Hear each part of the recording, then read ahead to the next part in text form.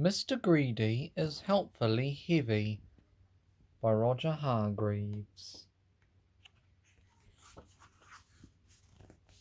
Mr. Greedy likes to eat, and the more he eats, the bigger he gets. And the bigger he gets, the heavier he becomes, which was a problem, as you will see. Mr. Greedy woke up and yawned and stretched. Crack! Bump! The crack was the sound of Mr. Greedy's bed breaking, and the bump was the sound of Mr. Greedy hitting the floor. Oh dear, said Mr. Greedy. Mr. Greedy got up off the floor and went into the bathroom and ran a bath, but when he got in the bath, all the water got out. There was not enough room in the bath for both Mr. Greedy and the water.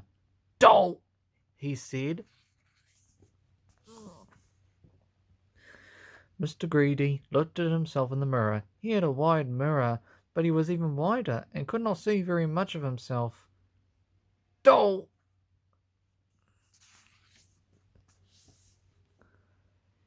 He went downstairs for breakfast. As he waited for the bread to toast, he let his hand rest on the loaf of the bread and squashed it flat.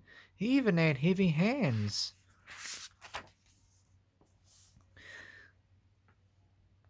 After a large breakfast of squashed toast, he leaned back in his chair. There was another loud crack and bump. He found himself on the floor again. I wish I wasn't so heavy, he sighed to himself. Now, Mr. Greedy had been invited to Mr. Uppity's house for lunch, so Mr. Greedy squeezed through his front door and squeezed into his car. He started the engine, and there were 4 loud bangs. All 4 tires on his car burst. Bang, bang, bang, bang, bang! He had to get the bus, but when he climbed on, the other end of the bus tipped up. I think you need to lose some weight, suggested the bus conductor.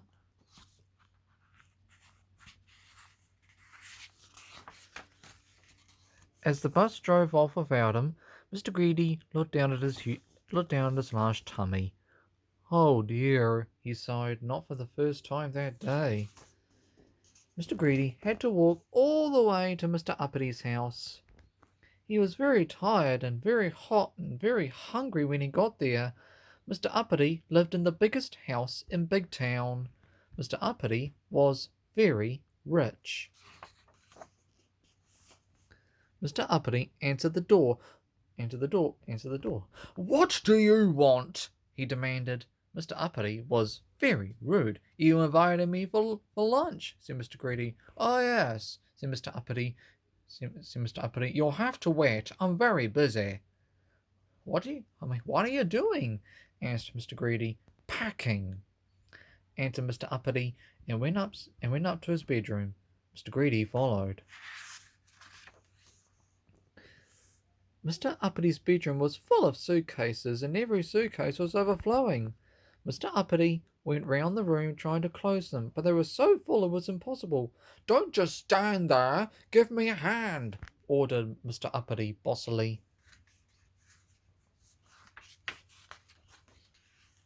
Mr. Greedy tried pushing a suitcase shut, but it was no good. But then he had an idea. He sat on the lid of the suitcase, and because he was so heavy, the suitcase closed.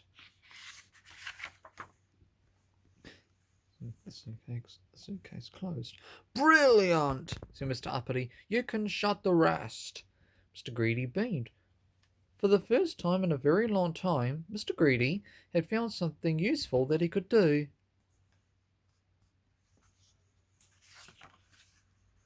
And on his way home, Mr. Greedy had an idea that meant he could be useful every day. He went to the local newspaper and placed an advertisement. Going on holiday? Having trouble fitting everything in your suitcase? Then call Mr. Greedy, the expert suitcase squasher.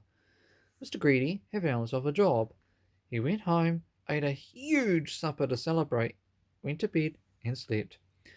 And do you know how he slept? I'll tell you. He slept heavily. The end.